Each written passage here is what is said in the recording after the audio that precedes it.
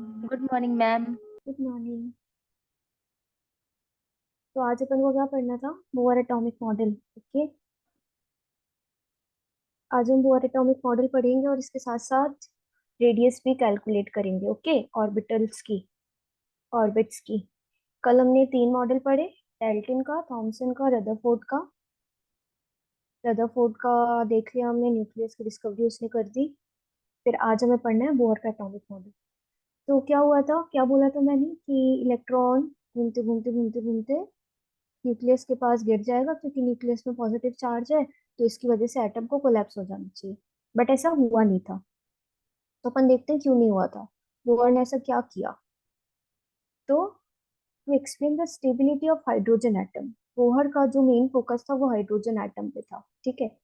And the spectrum of hydrogen, Niels Bohr physicist थे एक, उन्होंने एक एटॉमिक मॉडल सजेस्ट किया जो कि इम्प्रूव्ड मॉडल था रदरफोर्ड का। ठीक है। अब अब अपन देखते हैं कि उनकी थ्योरी के क्या क्या पॉस्टुलेट्स थे। बहुत इंपॉर्टेंट है ये कि कोई एक इलेक्ट्रॉन एग्जिस्ट करता है एक ऑर्बिट में, उस ऑर्बिट का फिक्स एंगुलर मोमेंटम है। ठीक है। उसकी फिक्स्ड एनर्जी है, एक फिक्स एनर्जी है उसकी, और उसका फिक्स एंगुलर मोमेंटम है।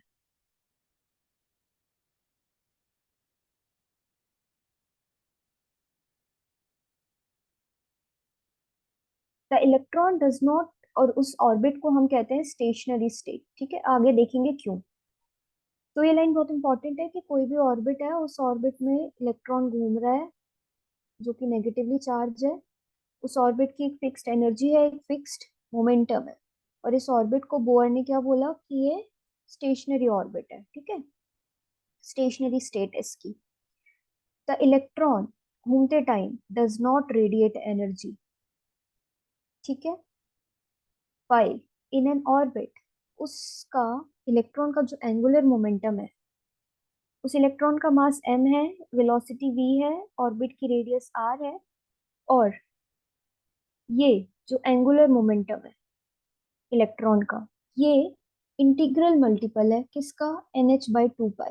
अब 2 पाई एक कांस्टेंट है, पाई की फिक्स्ड वैल्यू है, h की फिक्स्ड वैल्यू है, मास इलेक्ट्रॉन का हमें पता है, वेलोसिटी हम कैलकुलेट कर सकते हैं, रेडियस हम कैलकुलेट कर सकते हैं, n, n क्या है? Where n is an integer called as principal quantum number। अब प्रिंसिपल क्वांटम नंबर पता है, पढ़ा है हमने। n=1 मतलब कौन सा, n=2 मतलब कौन सा। तो बोहर ने जो अपने ऑर्बिट्स थे, मान लो एक ये है, एक ये है, एक ये है, तो इसको क्या बोला?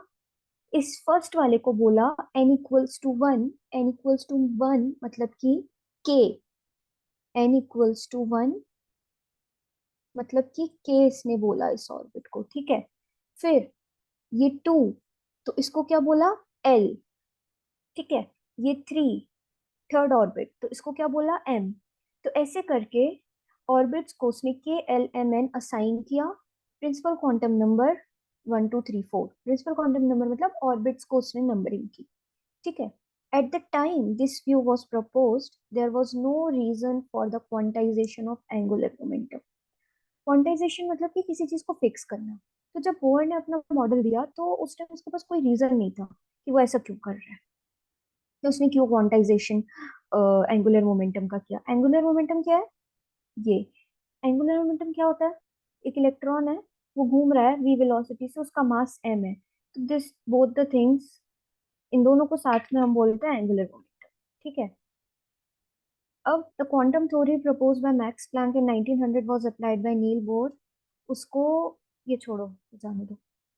फिर फोर्थ लाइन आती है बोर के मॉडल की, कि जो each spectral line produced by a single electron, when an electron jumps from one orbit to another, जैसे कि ये एक इलेक्ट्रॉन है, ये इस ऑर्बिट में है, अब इसको इस ऑर्बिट में जाना है, मान लो ये इस ऑर्बिट में है, इससे इसमें जाना है, तो ये क्या करेगा? एनर्जी एब्जॉर्ब करेगा।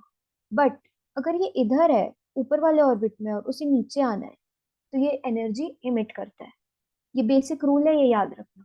जब नीचे लोअर लेवल से ऊपर जाएगा तो एनर्जी एब्जॉर्ब करेगा, और जब ऊपर से नीचे आएगा तो एनर्जी रिलीज करेगा, है ना।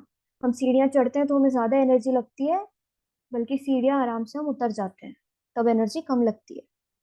तो when an electron jumps from one orbit to another, radiation of definite frequency is emitted or absorbed. अब यहाँ पे क्या बोला है, इंपॉर्टेंट है। उसने बोला कि कुछ जो रेडिएशन है फिक्स फ्रिक्वेंसी की, वो या तो इमिट होती है या तो एब्जॉर्ब होती है। अगर नीचे वाले लेवल से ऊपर जा रहा है तो एब्जॉर्ब हो रही है कुछ फिक्स फ्रिक्वेंसी की एनर्जी, नीचे से ऊपर से नीचे आ रहा है तो इमिट हो रही है कुछ फिक्स फ्रिक्वेंसी की, कुछ फिक्स्ड एनर्जी की, ठीक है। तो जो फ्रिक्वेंसी है किसकी, स्पेक्ट्रल लाइन की। अब स्पेक्ट्रल लाइन क्या है अभी आगे हम पढ़ेंगे कि Balmer series, Lyman series and ये सारी सीरीज आती हैं, तो उसको इनने स्पेक्ट्रल लाइन बोला। तो क्या बोला, फ्रिक्वेंसी जो है, फ्रिक्वेंसी मतलब ये न्यू किससे रिलेटेड है, एनर्जी से। किसकी एनर्जी से, जो एक ऑर्बिट है, ये ऑर्बिट है, इन दोनों के बीच का जो डिफरेंस है एनर्जी का, जब इलेक्ट्रॉन ऊपर से नीचे जाएगा नीचे से ऊपर आएगा, उसके बीच में जो डिफरेंस होगा एनर्जी का, वो फ्रिक्वेंसी से कोरिलेटेड है।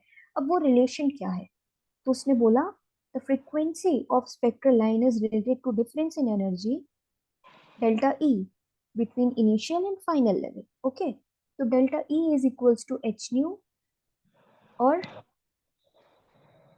ये एक कांस्टेंट है सी जो कि वेलोसिटी ऑफ लाइट है। So, using the above postulate, Bohr was able to calculate the radius of different orbits. ठीक है, उसने ये चीज को यूज करके ऑर्बिट्स की रेडियस को कैलकुलेट किया। अब हम देखते हैं आगे कैसे किया।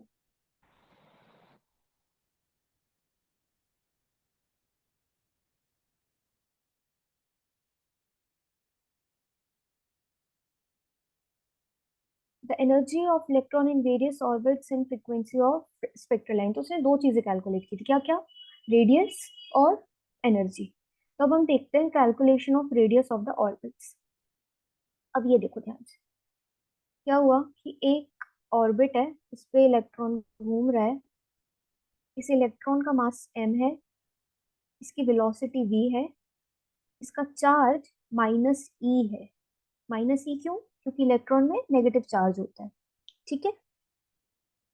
और जो बीच में न्यूक्लियस है जिसमें पॉजिटिव चार्ज है, उसमें z प्लस जेड ई।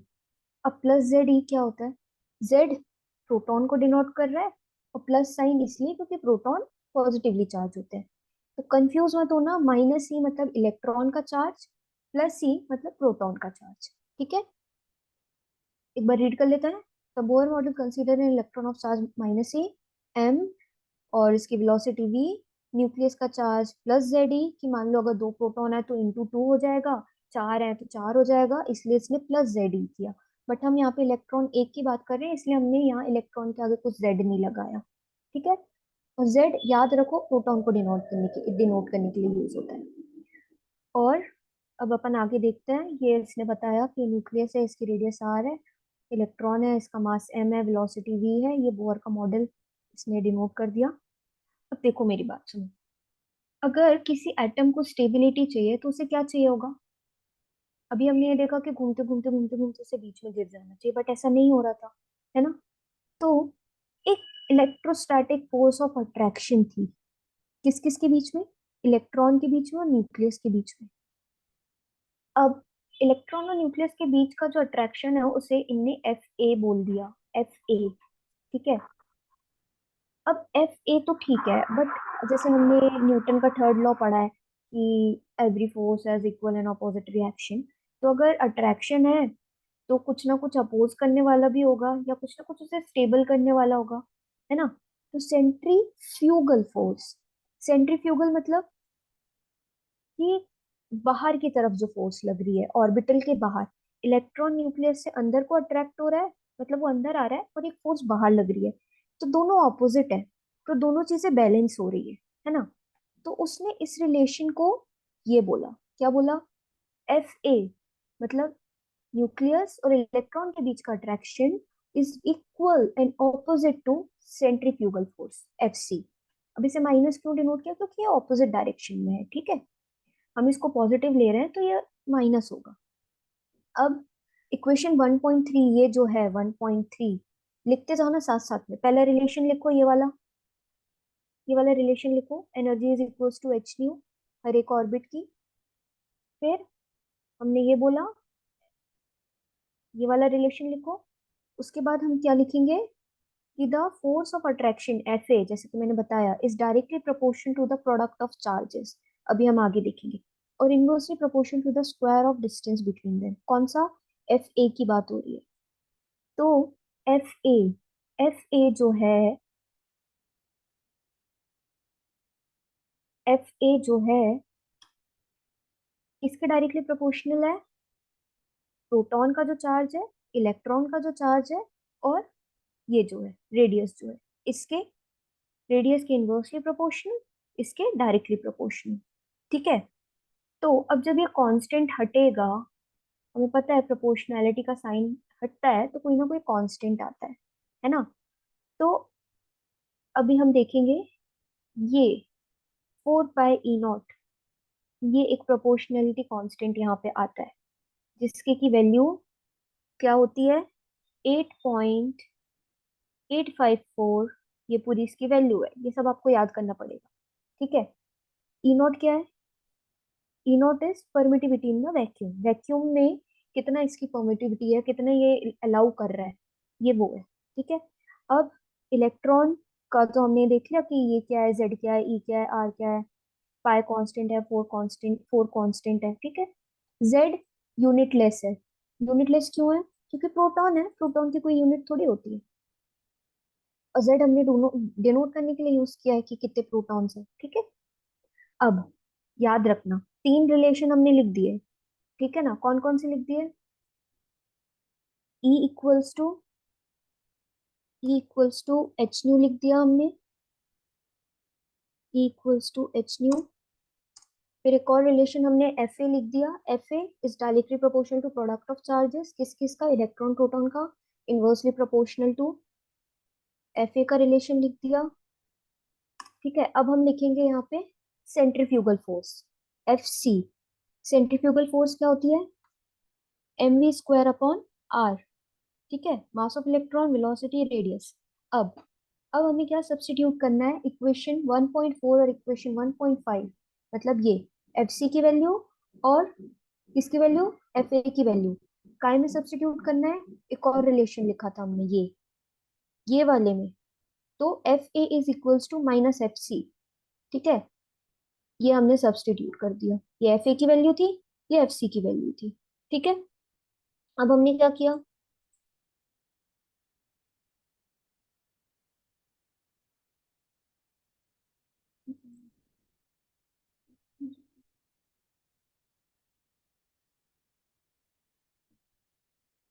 ये क्या किया हमने? F A is equals to minus F सी।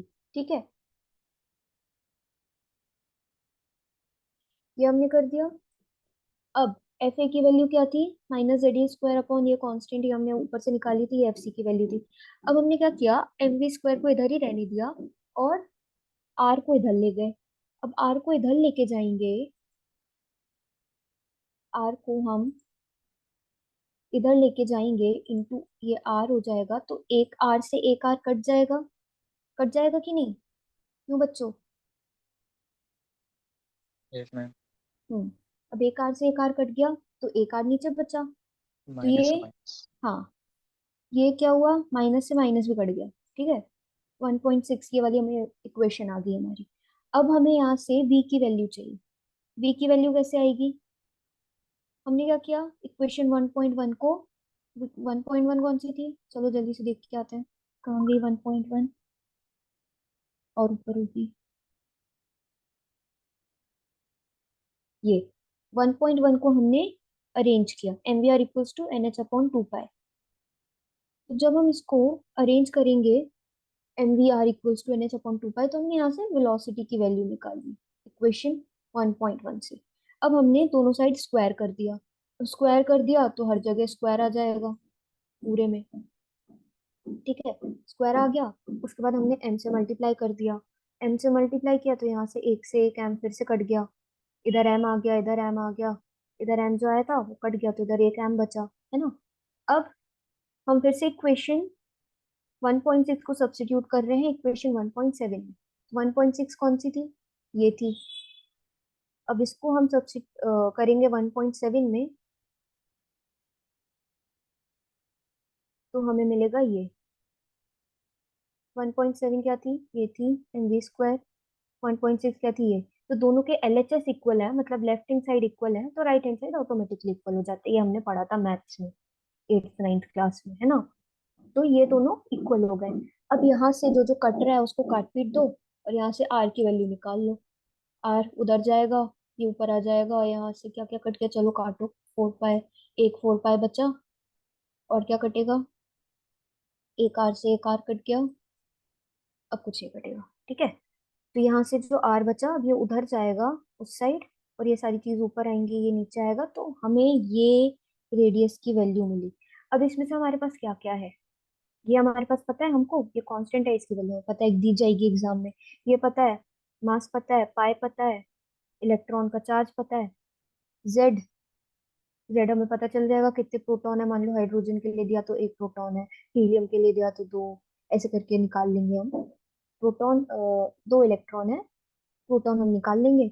और आर, आर हमें निकालना है। एन की वैल्यू हमें पता चलेगी, मान लो उसने बोल दिया कि फर्स्ट ऑर्बिट के लिए निकालो, तो n = 1 हो जाएगा। उसने बोला सेकंड के लिए निकालो, तो n = 2 हो जाएगा। ये क्या है, बोहर के अकॉर्डिंग k है, ये l है, ऐसी सो ऑन, ठीक है। तो इसने एक कैलकुलेट करके दिखाई है हमें, फर्स्ट ऑर्बिट के लिए निकाली है इसने। तो फर्स्ट ऑर्बिट के लिए अब क्या पता है हमें, n पता है, z पता है, हाइड्रोजन है मतलब एटॉमिक नंबर 1 है, number of proton equal number of electron, तो n 1 है, z 1 है। पुट कर दो इस वाले रिलेशन में, n हो गया 1, ई नॉट की वैल्यू हमें पता है, h² इज प्लैंक्स कांस्टेंट 6.6 वाली वैल्यू हमें पता है, पाई की 3.14 पता है, मास पता है। बस आ गई हमारी रेडियस। अब ये पिकोमीटर में आई है। अब तुम इसको कैलकुलेट कर लो, मतलब ये जो है, तो 10 to the power -12 है, this is equals to picometer, ठीक है। अब अब इनने क्या किया, इक्वेशन 1.8 को यूज करके, ये जो इक्वेशन है, a general expression for radius of different orbit of hydrogen atom is given by this। ये इनने 1 के लिए निकाली, समझ रहे हो बात, इनने 1 के लिए निकाल दी। मैम अब हमें पीएम क्या की फुल फॉर्म क्या है? किसका, पीएम 53 ये means PM. Picometer, picometer unit है, जैसे एंगस्ट्रॉम यूनिट है, तो ऐसी पिकोमीटर यूनिट है, ठीक है। Okay. 1 meter is equals to 10 to the power -12 picometer, ये रिलेशन है, जैसे 1 angstrom equals to 10 to the power -10, ऐसे, ठीक है। तो ये हो गया हमारा, इनने 1 के लिए निकाल दी। अब इनने क्या किया, हमें सब कुछ पता है, हमें क्या चेंज करना है, मैंने जैसा बोला था, सिर्फ n चेंज करना है। तो ये स्टैंडर्ड रिलेशन है, ये वाला, ये याद रखना है आपको। मान लो अगर, चलो कैलकुलेट करो, अच्छा जल्दी से सब लोग, रेडियस कैलकुलेट करो, बोहर के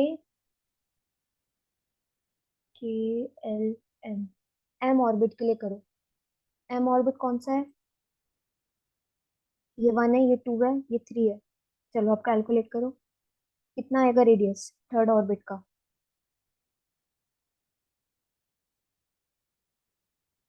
हम्म,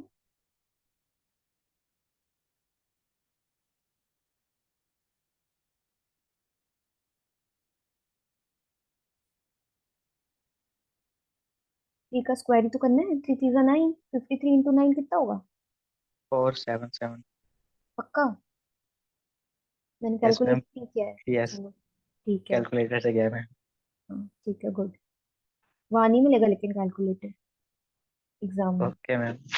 हाँ, तो ये आ गई अपनी रेडियस, ठीक है। तो इक्वेशन 1.8 याद रखो, चाहे ना रखो, बस ये याद रखो कि जो रेडियस है वो एन के डायरेक्टली प्रोपोर्शनल है। जितना ज्यादा एन बढ़ता जाएगा, मतलब ऑर्बिट बढ़ते जाएंगे, रेडियस बढ़ती जाएगी। कभी कभी ये पूछ लेता है एमसीक्यूज में, छोटे छोटे रिलेशन, कि आर किसके इनवर्सली प्रोपोर्शनल है, किसके डायरेक्टली है, ठीक है। तो radius of a particular orbit in hydrogen atom is proportional to the square of its principal quantum number। n principal quantum number है ना, बताया था। अब ये देखो, ये 1 है, ये 2 है, ये 3 है, मतलब ये k है, ये l है, ये m है, ये r1 r2 r3, ऐसे ये, ठीक है। अब इनने ये दे दिया कि आर एन को स्क्वायर कर लो, जैसे मैंने बोला थर्ड की निकालो तो 9 आएगा ना, ऐसी 2 की निकालो तो 4 आएगा, तो r1 r2 r3 का रेशियो। अब देखो क्वेश्चन ये भी आ सकता है कि calculate the ratio of radius of orbit fourth, third and fourth. तो तुम लोग क्या करोगे, यही वाला रिलेशन लिखना, r equals to 53 n square. एक बार थर्ड के लिए निकाल देना, एक बार फोर्थ के लिए निकाल देना, और दोनों का r3 रेशियो r4 करके वैल्यू लिख देना, आ जाएगा। समझ रहे हो? Yes ma'am. हम्म। तो सेकंड ऑर्बिट की भी ऐसी कैलकुलेट कर लोगे ना, ये क्वेश्चन कराने की तो जरूरत नहीं है। यस मैम, कर लूंगी। हाँ। अब अपन एनर्जी, टाइम कम बचा है, 5 मिनट बचे हैं। थोड़ा सा इंट्रो देख लेते हैं अपन, कल अपन इसका डेरिवेशन करेंगे।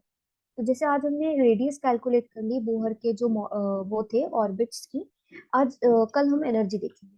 तो क्या हुआ कि एक इलेक्ट्रॉन जो घूम रहा है उसका मैंने बोला वेलोसिटी है, मास है, रेडियस है ऑर्बिट की, तो उसकी एनर्जी भी है। तो टोटल एनर्जी जो ई एन है किसी इलेक्ट्रॉन की किसी nth ऑर्बिट में, वो किससे गिवन की जाती है, पोटेंशियल एनर्जी और काइनेटिक एनर्जी से। तो अब इलेक्ट्रॉन घूम रहा है तो कोई काम भी तो कर रहा है, तो potential energy of electron is defined as the work necessary to take electron to infinity from equilibrium distance r with respect to the nucleus। Nucleus से यहाँ जाने पे उसको, यहाँ से दूसरे ऑर्बिट में जाएगा, वही एनर्जी अब्सॉर्ब करेगा। काम कर रहा है बेचारा, थक जाएगा तो उसे एनर्जी चाहिए, है ना। तो यहाँ से वहां जाने में जो उसको काम करना पड़ रहा है, डेट इज पोटेंशियल एनर्जी। और काइनेटिक एनर्जी तो हमें पता ही है, एम वी स्क्वायर, वेलोसिटी है, घूम रहा है तो काइनेटिक एनर्जी तो होगी ही होगी, कोई भी घूमता हुआ पार्टिकल उसकी काइनेटिक एनर्जी होती ही होती है ना। तो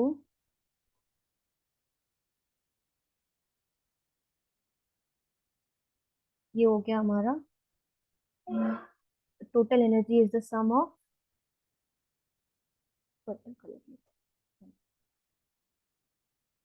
potential energy and kinetic energy, ठीक है। अब हमने ये देखा कि एफ ए, एफ हमने देखा था, एक बार तुमको याद है फिजिक्स में एक रिलेशन था, यही वाला रिलेशन इन्हें यहाँ अप्लाई किया है, F equals to product of charges upon distance, वो वाला रिलेशन, ठीक है। तो उनने ये एफ ए वाला अपन ने देख लिया था। Since the Coulombic force F A between the electron in nucleus is ये हमने देखा था ना ऊपर वाले रिलेशन में, इक्वेशन 1.4 के टाइम। तो पोटेंशियल एनर्जी को कैसे कैलकुलेट किया, अब ये इंटीग्रेशन डिफरेंशिएशन यहाँ आ जाता है। पोटेंशियल एनर्जी इज, इन्हें क्या बोला, कूलम्बिक फोर्स ये है, और पोटेंशियल एनर्जी का रिलेशन गिवन एज फॉलोज। तो पीई जो है पोटेंशियल एनर्जी इज एफ ए का integration d r is radius, ठीक है। तो इसकी लिमिट इन्हें रखी आर से इंफिनिटी तक, मतलब इस ऑर्बिट की एक पर्टिकुलर रेडियस मान लो 1 के लिए कर रहे हैं तो आर हमने ले लिया इतना है। और एक इनफाइनाइट कहाँ तक जाएगा उस टाइम की हमने ये लिमिट रख ली, मिनिमम से मैक्सिमम की लिमिट होती है, ठीक है। तो एफ ए हमने पता है, एफ ए ये है, एफ ए की वैल्यू उठा के यहाँ रख दो, डी आर ये है। अब क्या हुआ, पोटेंशियल एनर्जी जो जो कांस्टेंट होता है वो इंटीग्रेशन में बाहर आ जाता है ना। तो ये बाहर आ गया, ये कांस्टेंट है, ये सब कांस्टेंट है। वेरी क्या करेगा, रेडियस वेरी करेगी हर ऑर्बिट की अलग अलग अलग अलग। और डी आर, तो इसको हम ऐसे लिख सकते हैं, 1/r इंटीग्रेशन में ऐसे ही लिखते हैं, फिर इसकी लिमिट क्या होगी, वही आर से इंफिनाइट तक।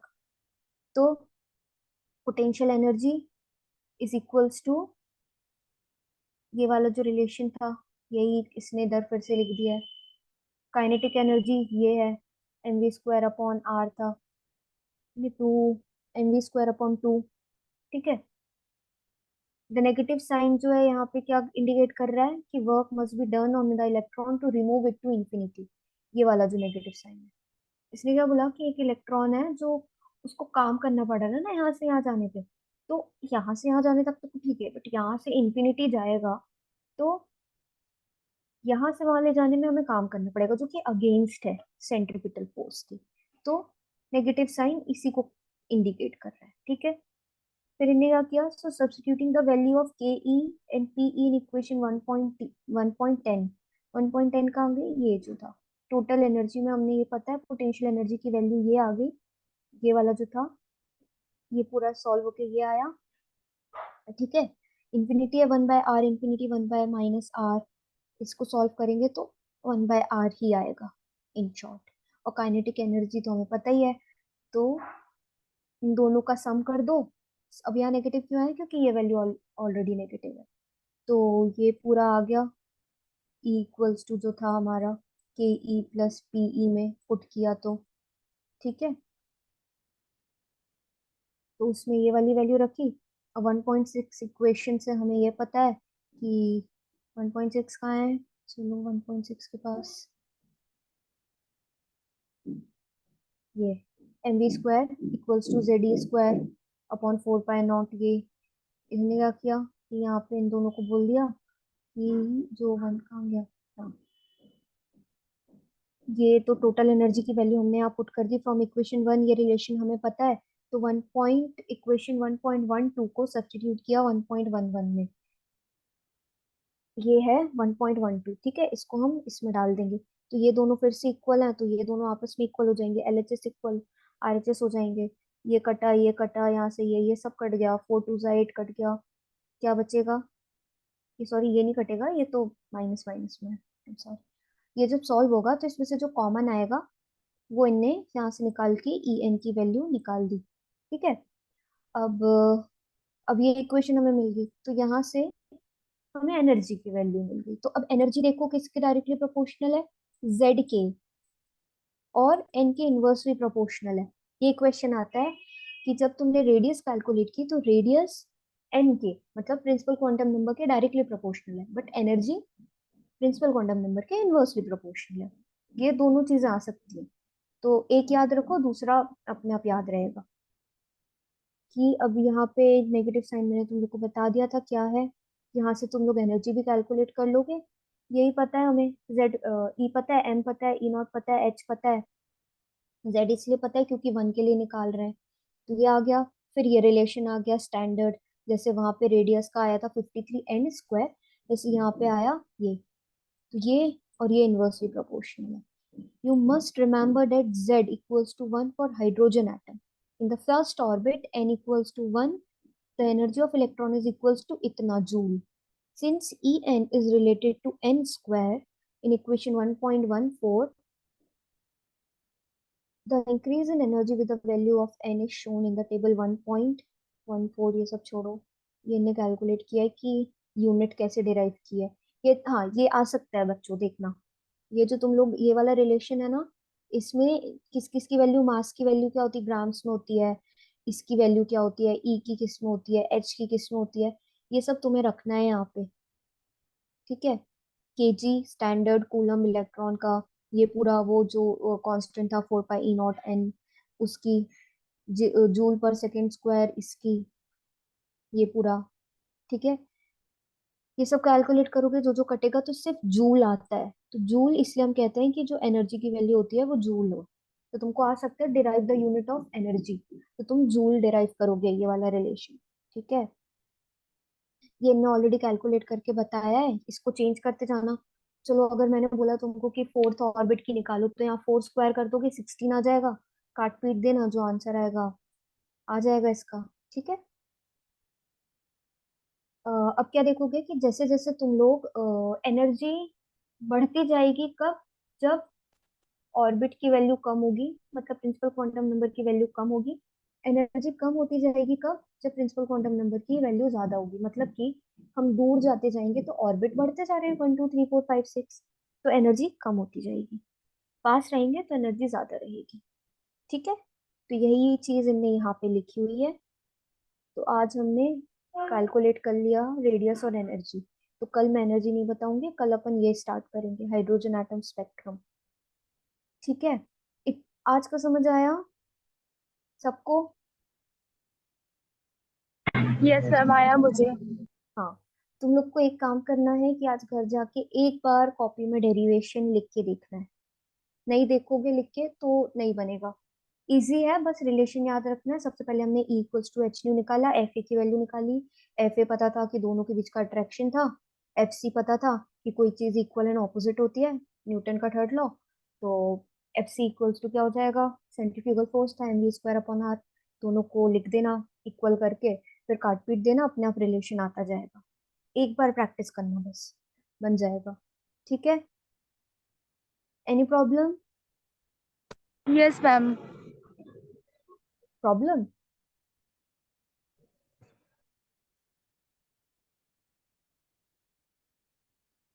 तो आज अपन खत्म करें यहीं पे। ये वाला क्वेश्चन करके लाओगे तुम लोग, ठीक है? एनर्जी वैल्यू ऑफ इलेक्ट्रॉन अगर एन की वैल्यू एन इंफिनिटी होगी तो वही है, यहाँ पे इंफिनिटी पुट कर देना। यहाँ पे ये वाले रिलेशन में ई इंफिनिटी की वैल्यू क्या आएगी बताना। ठीक है।